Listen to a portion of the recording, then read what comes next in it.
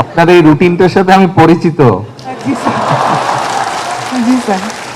সপ্তাহে 6 দিন, অবশ্য বলা যায় 7 দিনও আমিও কাজ করি। আপনার প্রতিমন্ত্রী বলছে এবং আমাদেরকেও করান। চেষ্টা করছি ওনাদেরকে করানোর জন্য, এখনো পুরোপুরি আমি সাকসেসফুল হতে পারিনি। আমাদের মেডিকেল স্টুডেন্টদের দৈনন্দিন জীবন সম্পর্কে একটু কথা বলি। সপ্তাহের 7 দিনের মাঝে 6 দিনই আমাদের ক্লাস, 6 দিনই আমাদের পরীক্ষা। এবং এই দৈনন্দিন 10 থেকে 12 ঘন্টা ক্লাস পরীক্ষার পর আমরা সপ্তাহের একটা দিন শুধু বন্ধ পেয়ে থাকি। এই বন্ধের বেশিরভাগ সময় আবার চলে যায় পরের দিনের পরীক্ষার প্রস্তুতি নিতে। এভাবে আমরা যথাযথ অবসরের অবকাশ থেকে বঞ্চিত হই। আপনার এই রুটিনটার সাথে আমি পরিচিত। জি স্যার। জি স্যার।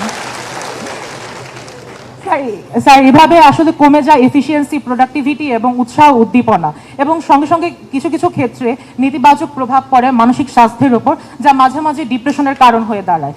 তাই মাননীয় প্রধানমন্ত্রী, আপনার কাছে অনুরোধ থাকবে অন্যান্য শিক্ষা প্রতিষ্ঠানের শিক্ষার্থীদের মতো মেডিকেল শিক্ষার্থীদের জন্য সপ্তাহে 2 দিন সাপ্তাহিক ছুটি যেন চালু করা হয়। ম্যাডাম, আপনি তো আমাদের কষ্ট সম্পর্কে অবগত আছেন। ছুটির ব্যাপারটা, এটা তো যেহেতু আপনাদের সাবজেক্ট একটা টেকনিক্যাল সাবজেক্ট, আমি জানি না এটা অ্যাডমিনিস্ট্রেটিভলি ওইভাবে বলা সম্ভব কিনা। এটা নিশ্চয়ই আপনাদের যারা সিনিয়র আছেন, ডাক্তার যারা আছেন, আমার মনে হয় এটা বোধহয় ওনারা বিবেচনা করে সিদ্ধান্ত নিলেই বোধহয় ভালো হবে। এটা সপ্তাহে 6 দিন, অবশ্য বলা যায় 7 দিনও আমিও কাজ করি। আপনার প্রতিমন্ত্রী বলছে এবং আমাদেরকেও করান।